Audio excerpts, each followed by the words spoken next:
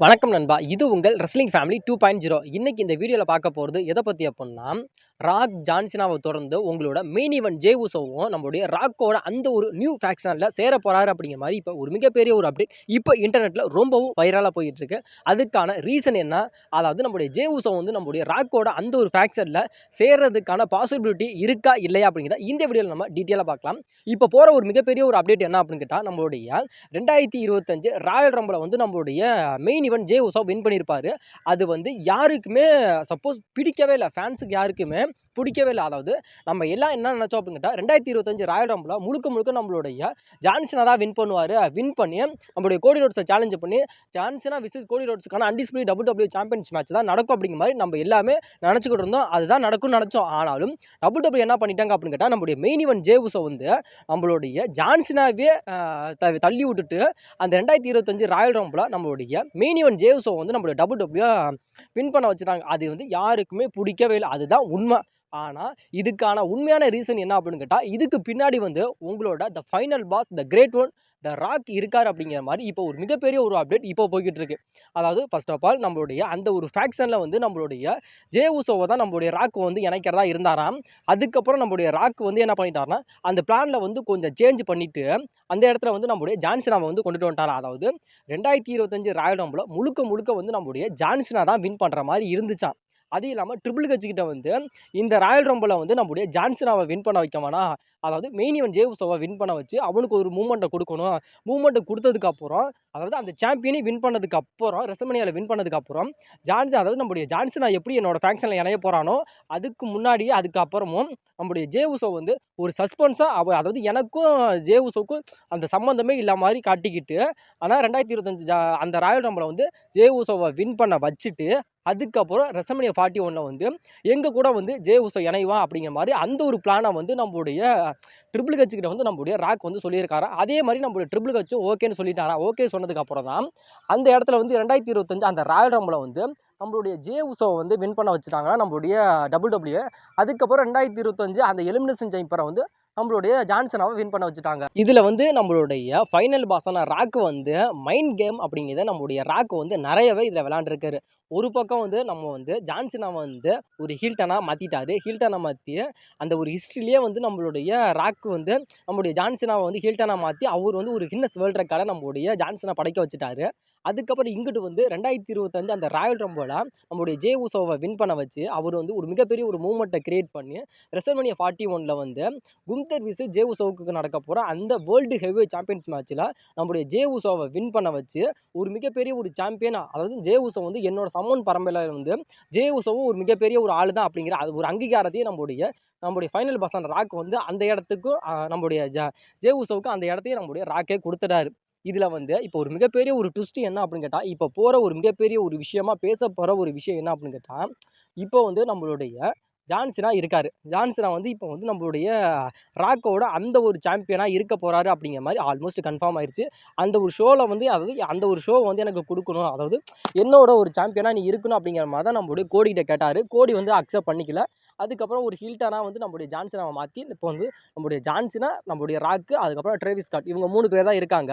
இவங்கள தொடர்ந்து நம்மளுடைய த ஜே உசோ, அதாவது மெயின் ஈவென்ட் ஜே உசோவும் அந்த ஒரு ஃபேக்ஷன்ல இருக்க போறாரு அப்படிங்கிற மாதிரி இப்போ சொல்லப்படுது. அதாவது இப்போ நம்மளுடைய ஜே உசோ சேர்றதுக்கான பாசிபிலிட்டி இருக்கா அப்படின்னு கேட்டால் 100% பாசிபிலிட்டி இருக்கு.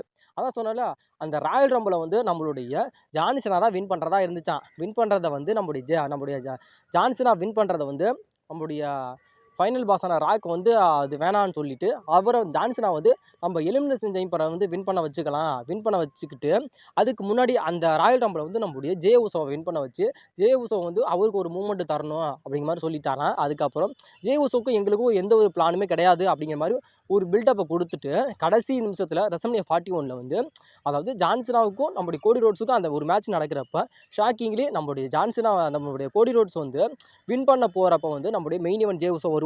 மெயின் ஈவென்ட் ஜே உசோ வந்து நம்முடைய ஜான் சீனாவை வின் பண்ண வைப்பார் அப்படிங்கிற மாதிரி தான் ஒரு ஸ்டோரி வந்து இருக்குது அப்படிங்கிற மாதிரி இப்போ சொல்லப்படுது.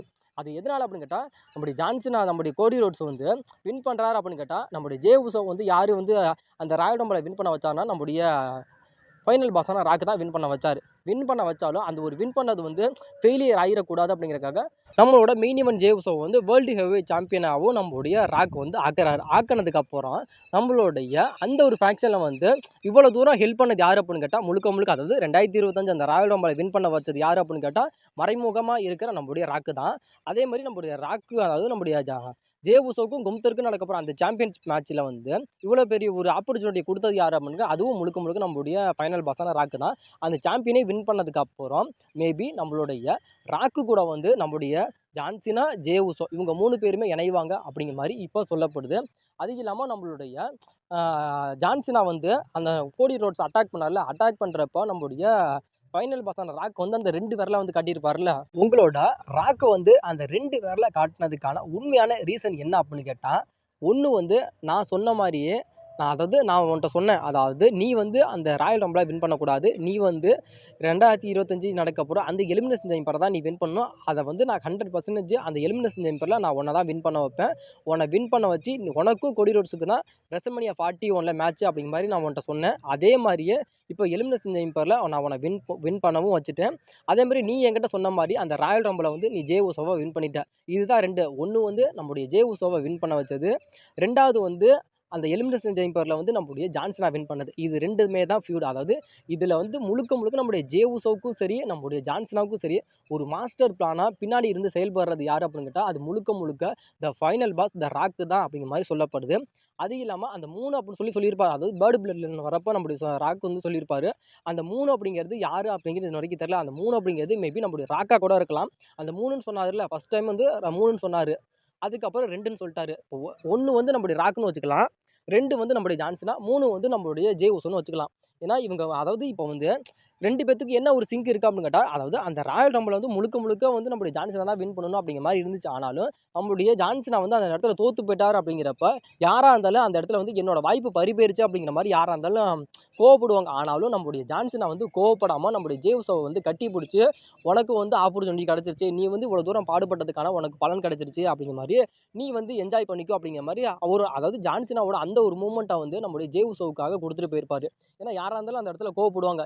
ஏன் கோவப்படலை அப்படின்னு கேட்டால், இது வந்து முழுக்க முழுக்க நம்மளுடைய ராக்கோட ஒரு திட்டம். ராக் ஏற்கனவே சொல்லிட்டார், அதாவது நீ வந்து இந்த ராயல் ரம்பிளை வின் பண்ணக்கூடாது, ஜே உசோவை தான் வின் பண்ண வைக்கணும், நம்ம ஜே உசோ தான் வின் பண்ணணும், நீ வந்து எலிமினேஷன் சேம்பரை நீ வின் பண்ணணும், அதுக்கான எல்லா விஷயத்தையும் நான் பண்ணுவேன் அப்படின்னு சொன்னார். அதே மாதிரி 2 பிளானுமே நம்மளுடைய ராக்கு வந்து நம்மளுடைய ஜான்சினாவுக்கு பண்ணிட்டார். அதனால ஆல்மோஸ்ட் வந்து இப்போ போகிற ஒரு மிகப்பெரிய ஒரு அப்டேட் என்ன அப்படின்னு கேட்டால், அதாவது ராக்கோட அந்த ஒரு ஷோவில் வந்து நம்முடைய ராக்கு நம்முடைய ஜான்சினா இருக்குது, அவரை தொடர்ந்து நம்மளுடைய மெயின் ஈவென்ட் ஜே உசோ கூட இணைவார் அப்படிங்கிற மாதிரி இப்போ சொல்லப்படுது. அதாவது இணைஞ்சிட்டார் அப்படின்னு கேட்டால் ஒரு நியூ ஃபேக்ஷனை வந்து கண்டிப்பாக நம்முடைய ராக் வந்து உருவாக்குவார் அப்படிங்கிற மாதிரி இப்போ சொல்லப்படுது.